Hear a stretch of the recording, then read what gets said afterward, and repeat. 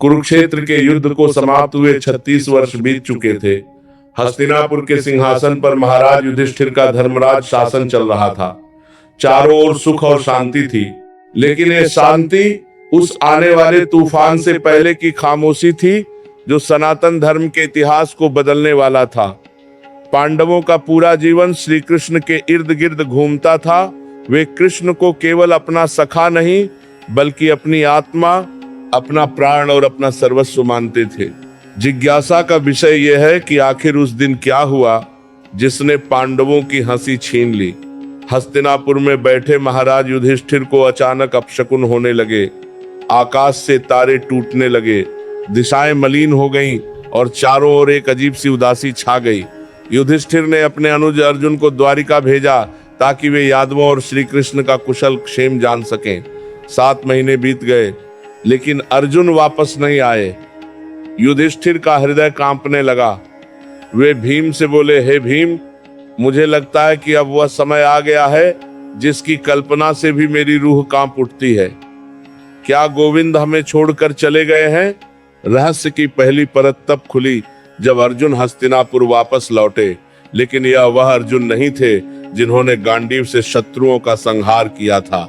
अर्जुन के कंधे झुके हुए थे, आंखों में अश्रुओं का समुद्र था और उनके मुख पर वैसी ही कालिमा थी जैसे किसी जलते हुए घर की राख हो। अर्जुन युधिष्ठिर के चरणों में गिर पड़े और फूट फूट कर रोने लगे। उनकी वाणी अवरुद्ध हो चुकी थी। बहुत देर बाद उनके मुख से केवल इतना निकला, भैया, हमारा सर्वस्व लूट गया। वे चले गए जिनके बल पर हम पूरी दुनिया से लड़ गए। वे गोविंद हमें अनाथ कर गए। सावधान रहना।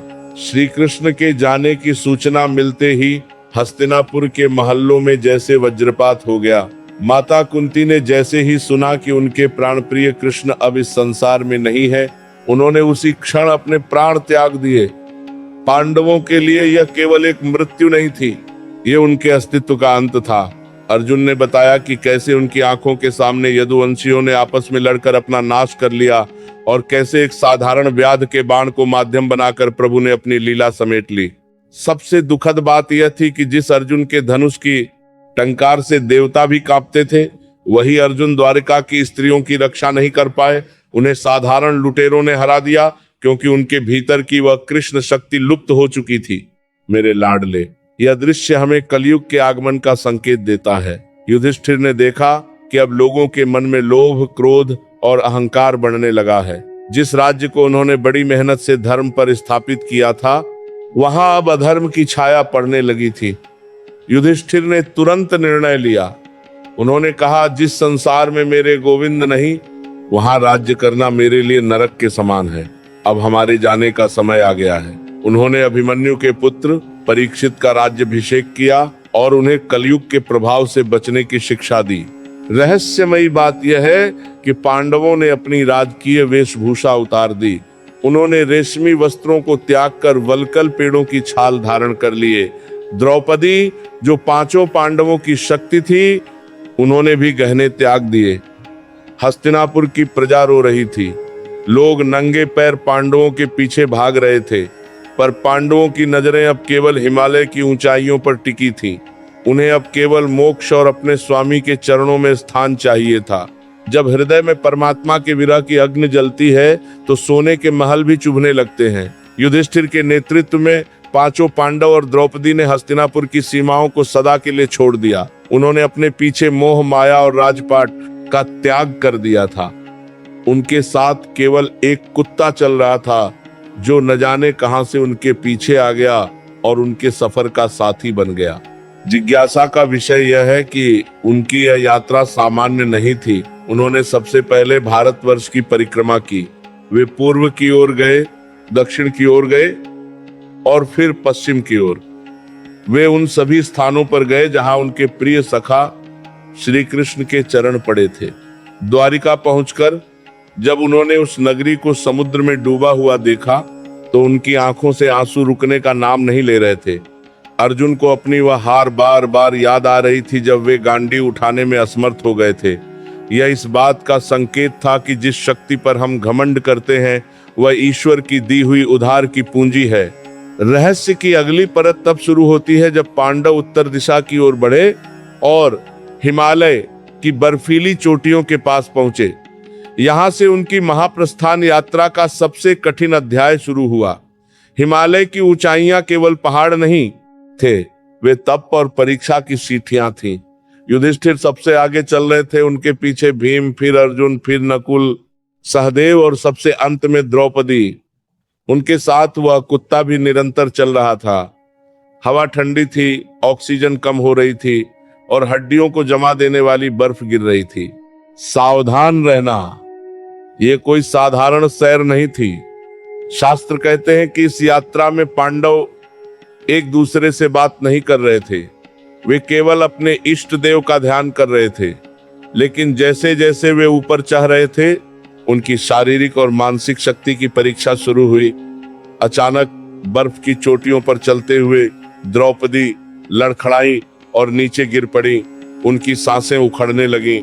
भीम ने घबराकर युधिष्ठिर से पूछा, हे ज्येष्ठ, हमारी प्रिय द्रौपदी, जिसने कभी कोई अधर्म नहीं किया, वह इस यात्रा में सबसे पहले क्यों गिर गई? वह हमारे साथ स्वर्ग तक क्यों नहीं पहुंच पाई? युधिष्ठिर बिना पीछे मुड़े पत्थर जैसे कलेजे के साथ बोले, भीम, द्रौपदी हम पांचों की पत्नी थी, लेकिन उसके मन में अर्जुन के प्रति पक्षपात और विशेष अनुराग था। उसने अपने प्रेम में समानता नहीं रखी। यही सूक्ष्म दोष उसे स्वर्ग तक जाने से रोक गया। द्रौपदी ने वहीं अपने प्राण त्याग दिए। पांडव आगे बढ़ गए, लेकिन विरह की अग्नि अब उनके भीतर और भी तेज हो गई थी। कुछ ही दूर चलने पर सबसे ज्ञानी और विनयी सहदेव भी गिर पड़े। भीम ने फिर वही प्रश्न किया। युधिष्ठिर ने उत्तर दिया। सहदेव को अपने ज्ञान पर अभिमान था। वह समझता था कि उसके जैसा विद्वान इस जगत में कोई नहीं है। वही सूक्ष्म अहंकार आज उसे ले डूबा।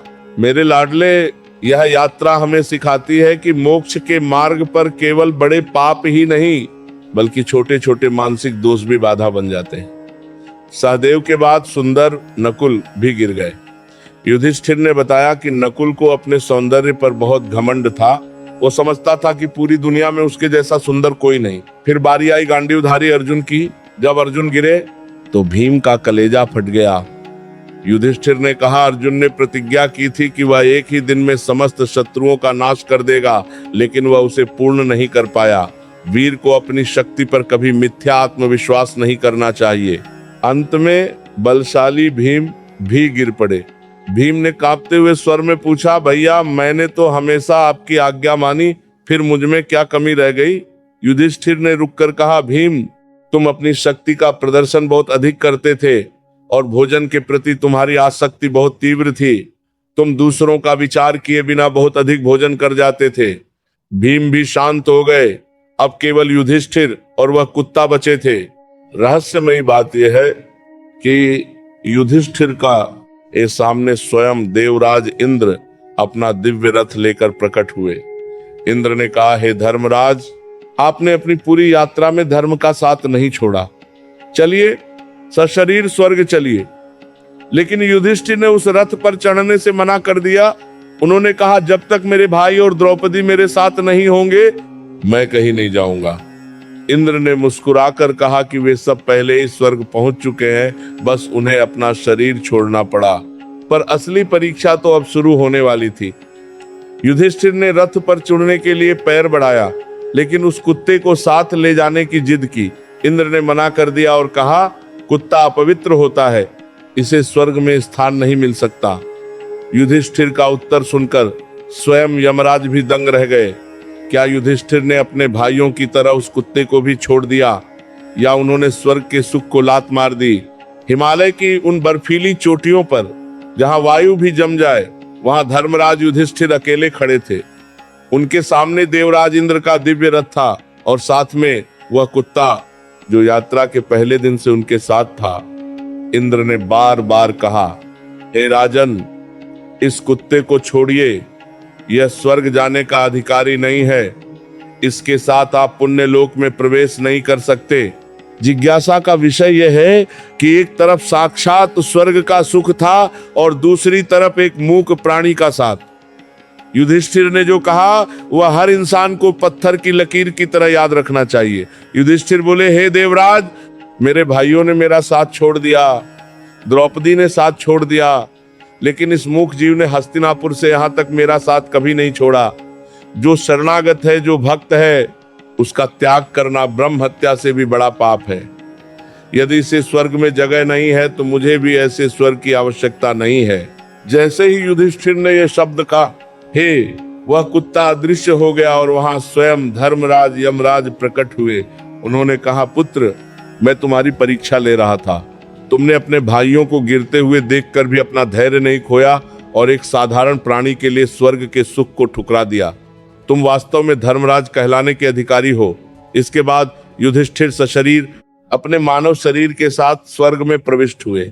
स्वर्ग में प्रवेश करते ही युधिष्ठिर ने जो देखा, उसने उनके पैरों तले जमीन खिसका दी। उन्होंने देखा कि वहां दुर्योधन दिव्य सिंहासन पर बैठा हुआ है और देवताओं जैसा सुख भोग रहा है। युधिष्ठिर का क्रोध भड़क उठा। उन्होंने देवताओं से पूछा, जिस दुर्योधन ने जीवन भर अधर्म किया, जिसने मेरी सभा में मेरी पत्नी का अपमान किया, वह यहाँ स्वर्ग में क्या कर रहा है? और मेरे सूरवीर भाई और पतिव्रता द्रौपदी कहाँ है? रहस्य की यह परत हमें ईश्वर के न्याय का एक अलग चेहरा दिखाती है। देवताओं ने समझाया है, युधिष्ठिर, दुर्योधन ने भले ही अधर्म किया, लेकिन उसने क्षत्रिय धर्म का पालन करते हुए कुरुक्षेत्र के युद्ध में वीरता से अपने प्राण त्यागे थे। उसने कभी पीठ नहीं दिखाई। उस पुण्य के कारण उसे कुछ समय के लिए स्वर्ग मिला है। लेकिन यदि आप अपने भाइयों को देखना चाहते हैं तो आपको उस मार्ग पर जाना होगा जहां पापी जाते हैं। जिज्ञासा तब और बढ़ गई जब युधिष्ठिर को एक अंधेरे और दुर्गंधयुक्त मार्ग पर ले जाया गया। वहां चारों ओर मांस के ढेर, रक्त की नदियां और तड़पती हुई आत्माओं की चीखें थीं। अचानक युधिष्ठिर को वहां से आवाजें आईं, भैया रुकिए, यहां से मत जाइए, आपकी उपस्थिति से हमें शीतलता मिल रही है। वह आवाजें भीम, अर्जुन, नकुल, सहदेव और द्रौपदी की थी। युधिष्ठिर सन्न रह गए। वे रोने लगे और देवताओं को धिक्कारते हुए बोले, अगर मेरे धर्मात्मा भाई यहाँ नरक में हैं, तो मैं भी स्वर्ग नहीं जाऊंगा। मैं अपने भाइयों के साथ इसी नरक में रहूंगा। रहस्यमयी बात यह है कि जैसे ही युधिष्ठिर ने नरक में रुकने का निश्चय किया, वह नरक का दृश्य गायब हो गया और चारों ओर दिव्य प्रकाश फैल गया। इंद्र ने हंसकर कहा, राजन, यह आपकी अंतिम परीक्षा थी। आपने अपने जीवन में केवल एक बार अश्वत्थामा हतोहतः कहकर आधा सत्य बोला था। उसी सूक्ष्म पाप के कारण आपको कुछ पलों के लिए नरक के दर्शन करने पड़े और आपके भाइयों को भी उनके छोटे छोटे दोषों के कारण कुछ समय वहां बिताना पड़ा। अब वे सब दिव्य रूप धारण कर स्वर्ग में विराजमान है। मेरे लाडले, ये गाथा हमें सिखाती है कि कर्म का फल सबको भोगना पड़ता है, चाहे वह पांडव ही क्यों न हो। युधिष्ठिर ने इसके बाद अपनी देह त्याग दी और दिव्य रूप धारण कर श्री कृष्ण के पास पहुंच गए। वहां उन्होंने देखा कि अर्जुन और श्री कृष्ण एक बार फिर उसी आनंद में मग्न है जैसा वे द्वारिका में रहते थे। पांडवों की यह मृत्यु नहीं थी, ये परमात्मा में विलीनीकरण था। पांडवों का जाना एक युग का अंत था, लेकिन उनका धर्म और उनके संस्कार आज भी जीवित है। आज के इस भाग का सार यह है कि भक्ति में कभी अहंकार मत आने देना, क्योंकि हिमालय की चढ़ाई में बड़े बड़े योद्धा अपने ही दोषों के कारण गिर गए। केवल वही ऊपर पहुंच पाया जिसके पास करुणा और धर्म का बल था। जब युधिष्ठिर ने नरक की उस अंतिम मायावी परीक्षा को पार कर लिया, तब गंगा जी स्वयं वहां प्रकट हुई। उन्होंने युधिष्ठिर से कहा, पुत्र, इस आकाश गंगा में स्नान करो ताकि तुम्हारा यह नश्वर मानव शरीर दिव्य देह में बदल जाए। जैसे ही युधिष्ठिर ने उस पावन जल में डुबकी लगाई, उनके मन से सारा शोक, क्रोध और संताप मिट गया। अब वे एक साधारण राजा नहीं, बल्कि साक्षात धर्म के दिव्य स्वरूप बन चुके थे। जिज्ञासा का विषय यह है कि स्वर्ग पहुंचने पर पांडवों ने अपने भाइयों को किस रूप में देखा। महाभारत के स्वर्ग आरोहण पर्व में वर्णन है कि युधिष्ठिर ने देखा कि भीमसेन वायु देवता के साथ विराजमान है, अर्जुन इंद्र के समीप इंद्र के ही अंश के रूप में चमक रहे हैं और नकुल, सहदेव, अश्विन ही कुमारों के साथ दिव्य कांति बिखेर रहे हैं।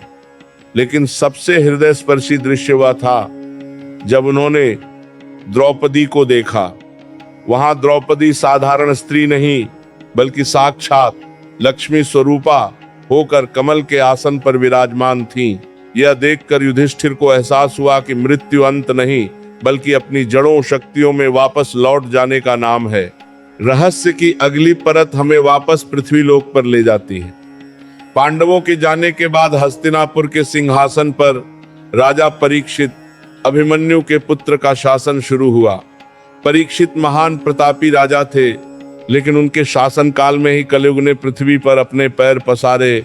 गरुड़ पुराण और श्रीमद् भागवत में कथा आती है कि कैसे परीक्षित ने कलयुग को एक बैल और गाय, धर्म और पृथ्वी को प्रताड़ित करते हुए पकड़ा था।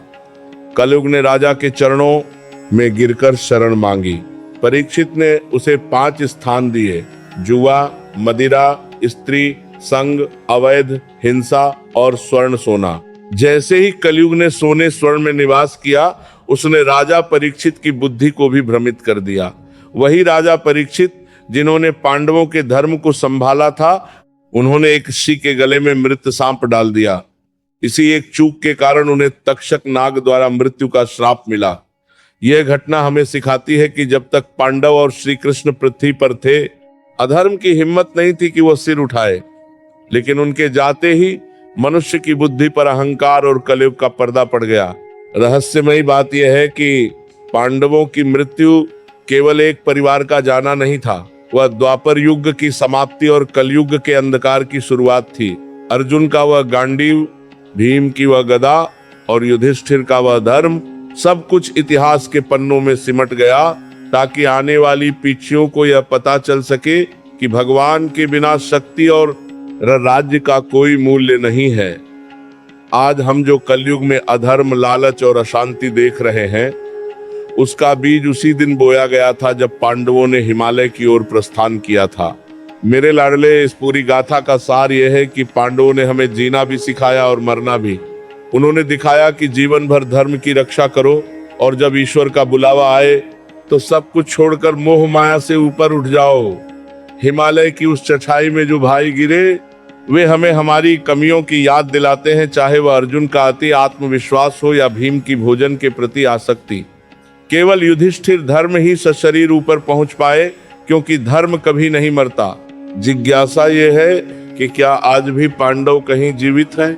शास्त्र कहते हैं कि वे अपनी दिव्य शक्तियों के रूप में आज भी धर्म की रक्षा करने वालों के साथ खड़े हैं। जब आप सत्य के मार्ग पर चलते हैं तो युधिष्ठिर का बल आपके साथ होता है। जब आप अन्याय के विरुद्ध लड़ते हैं तो अर्जुन का गांडीव आपके भीतर गूंजता है।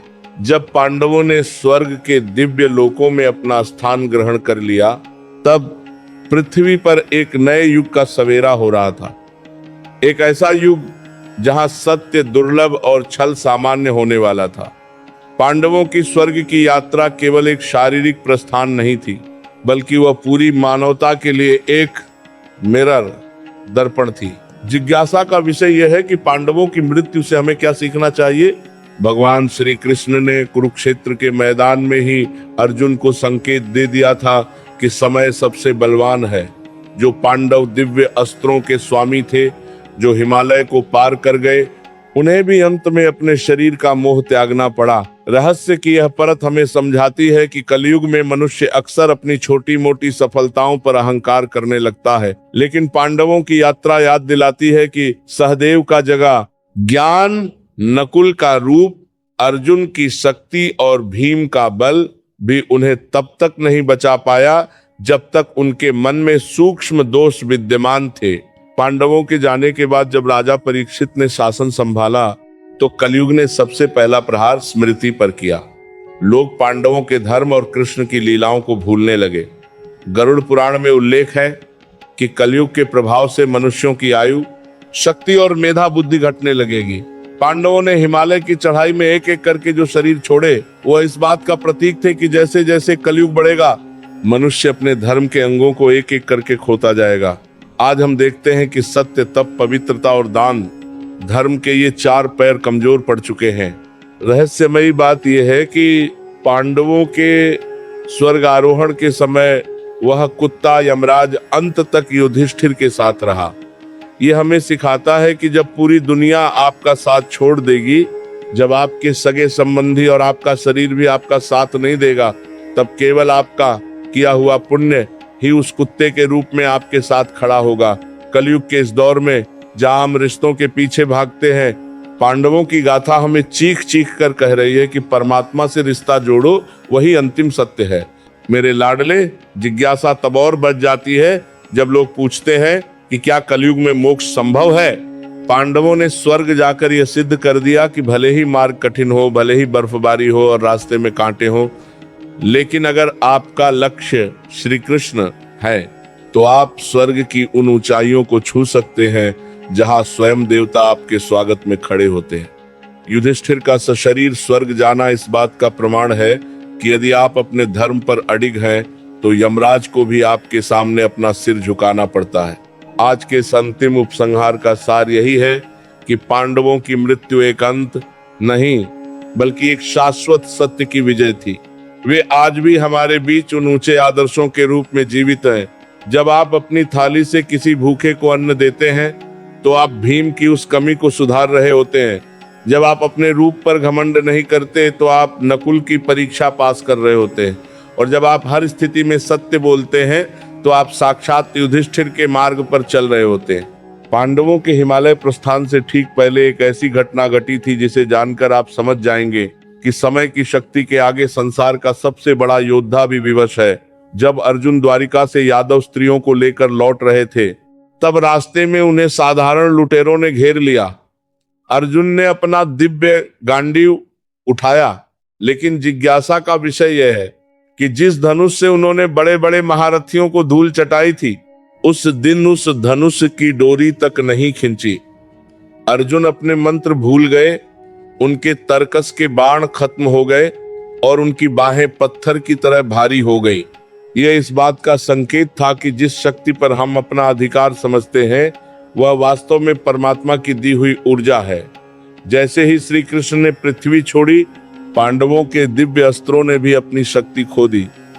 पांडवों ने समझ लिया कि अब वे अस्त्र केवल धातु के टुकड़े रह गए हैं। हिमालय की चढ़ाई शुरू करने से पहले अग्निदेव के आदेश पर अर्जुन ने अपना गांडीव और अटूट बाणों वाले तरकस समुद्र में विसर्जित कर दिए। वे अस्त्र वहां चले गए जहां से वे आए थे, देवताओं के पास। रहस्य की ये परत हमें सिखाती है कि कलयुग में मनुष्य को अपनी धन दौलत और ताकत पर घमंड नहीं करना चाहिए। पांडवों के पास जो भीम की गदा थी, जो युधिष्ठिर का धर्म दंड था, वह सब धीरे धीरे निष्प्राण हो गया। पांडवों ने यह संदेश दिया कि जब आत्मा की यात्रा परमात्मा की ओर शुरू होती है तो बाहरी शस्त्रों का कोई मूल्य नहीं रह जाता। महाप्रस्थान के समय पांडव निहत्थे थे क्योंकि उनकी असली शक्ति अब उनके भीतर का राम नाम था। जिज्ञासा तब और बढ़ जाती है जब हम सोचते हैं कि पांडवों ने अपनी दिव्य सिद्धियों का क्या किया। गरुड़ पुराण कहता है कि पांडवों ने अपनी योग शक्ति से अपनी सिद्धियां पृथ्वी के कल्याण के लिए यही छोड़ दी जो आज भी पवित्र तीर्थों और पर्वतों में छिपी हुई है। वे जानते थे कि कलयुग के मनुष्य को इन सिद्धियों की आवश्यकता पड़ेगी, लेकिन केवल उसे जो पांडवों की तरह शुद्ध हृदय वाला होगा। रहस्यमयी बात यह है कि पांडवों का शरीर त्यागना केवल एक अंत नहीं था, बल्कि वह पृथ्वी को कर्म प्रधान बनाने की शुरुआत थी। द्वापर युग तक देवताओं का हस्तक्षेप प्रत्यक्ष था, लेकिन कलयुग में भगवान ने व्यवस्था दी कि अब मनुष्य को अपने कर्मों से ही अपनी नियति तय करनी होगी। पांडव स्वर्ग के ऊंचे लोकों में जाकर दिग्पाल और देवता के रूप में स्थापित हुए ताकि वे ब्रह्मांड के संतुलन को बनाए रख सकें। अर्जुन जैसा धनुर्धर भी कृष्ण के बिना हार गया। यदि आज आपके पास पद, पैसा या शक्ति है तो उसे श्री कृष्ण का आशीर्वाद मानकर सेवा में लगाएं, क्योंकि समय आने पर ये अस्त्र आपके काम नहीं आएंगे। काम आएगा तो केवल आपका वह भाव जो आपने दूसरों के प्रति रखा है।